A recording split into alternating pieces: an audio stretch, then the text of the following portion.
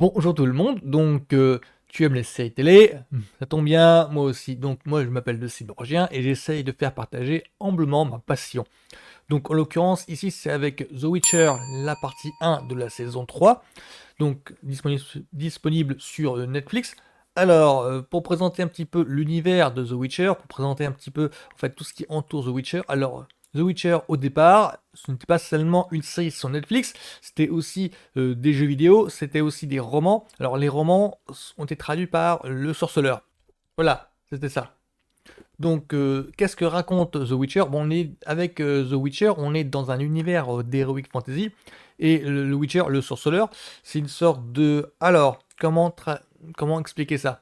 Alors, le Witcher, le sorceleur, c'est une sorte de combinaison entre un guerrier freelance et un magicien. Imaginez une sorte de d'aventurier qui a des pouvoirs magiques. Alors ce n'est pas un enchanteur à proprement parler, ce n'est pas non plus une espèce de mercenaire à proprement parler, de guerrier à proprement parler, c'est une combinaison des deux. Dans les premières saisons, chaque épisode en fait racontait une histoire indépendante, racontait une mission du sorceleur, même de plusieurs personnages qui appartiennent à l'ordre des sorceleurs, parce que je pense à Gérard de Rive, incarné par Henry Cavill. Alors Henry Cavill n'est autre le Clark Kent Superman de l'univers, enfin du défunt univers DC. C'était le Clark Kent Superman de Man of Steel et de BVS, de Batman et Superman, pour restituer le personnage. Et ensuite, on voyait aussi une certaine Yennefer de Wengerberg, je crois que je prononce bien, Yennefer de Wengerberg. Alors si j'écorche son nom, désolé pour les fans. Les deux premières saisons nous décrivaient le parcours de ces deux individus, ces deux êtres, en parallèle.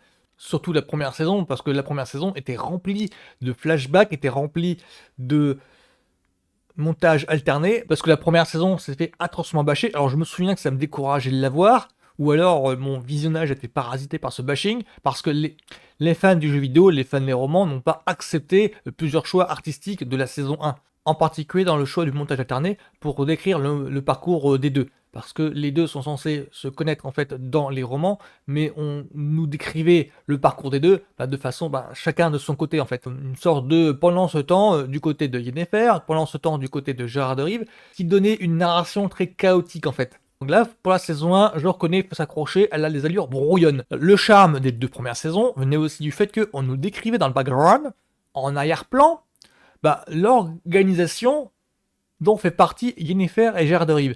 Les deux font partie d'une organisation pas spéciale, mais d'une organisation qui a fait d'eux ce qu'ils sont. Au départ, ils sont humains et il y a peut-être ils subissent des changements au niveau de la génétique, pas des mutants, mais presque, qui leur confèrent ces pouvoirs qui font d'eux des sorceleurs.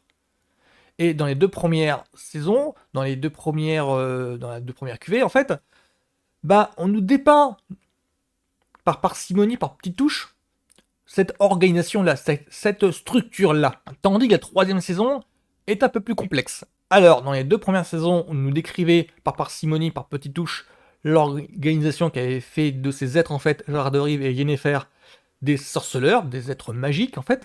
Alors, la troisième saison a comme particularité, contrairement aux deux premières, de construire un fil rouge, en fait, un récit dit feuilletonnant. Alors, quand j'ai dit récit feuilletonnant, c'est-à-dire qu'il y a un récit qui se suit, il y a un petit fil rouge, en fait, qui construit un récit, c'est-à-dire qu'il y a un début, milieu, fin au sein même de cette saison. Alors que les deux premières saisons, on pouvait prendre les épisodes de n'importe quel ordre. Ce qui me ramène au temps 70-80, voire 90, où on pouvait suivre à la télévision en zappant, en fait, on peut tomber sur un épisode et cet épisode-là devait être compréhensible pour n'importe qui. Ce qui est donc contradictoire avec les récits en streaming où vous faites que lecture sur le site et vous tapez en fait tous les épisodes d'une traite à la suite. Donc dans cette troisième saison, on voit donc Gérard Derive, Yennefer de Wengerberg et Ciri. Ciri est un personnage qui apparaît dans la saison 2. Je veux pas vous spoiler d'où elle provient, mais voilà. Alors Ciri a une particularité, a un lien avec Gérard Derive. C'est expliqué dans la saison 1. Voilà, donc elle a un lien avec Gérard Derive. Donc on voit ces trois personnages-là qui se retrouvent au centre d'un conflit entre leur structure et d'autres organisations. Et donc, cette saison 3-là prend la forme d'une histoire un peu plus politique que les deux premières. C'est-à-dire que les deux premières saisons, c'était juste des missions un petit peu d'aventure.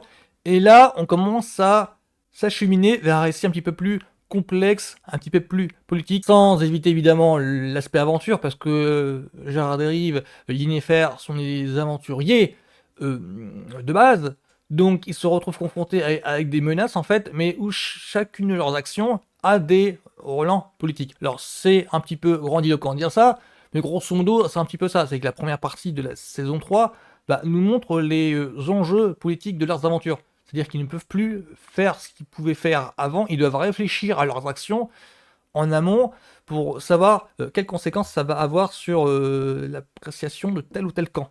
Donc en ça c'est intéressant.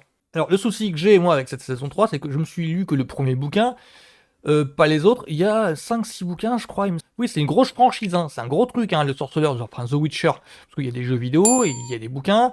Les jeux vidéo je suis pas gamer donc je m'y connais pas.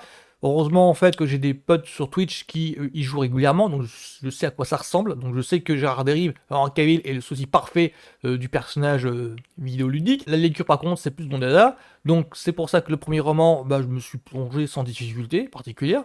C'est pour ça que l'univers de la série Netflix là, elle dépeint bien je trouve, mais vraiment elle dépeint bien. Par exemple le côté chantant, ménestrel, dans la série, à chaque coup qu'ils vont quelque part, il y a Gérard qui est suivi par un ménestrel, par exemple.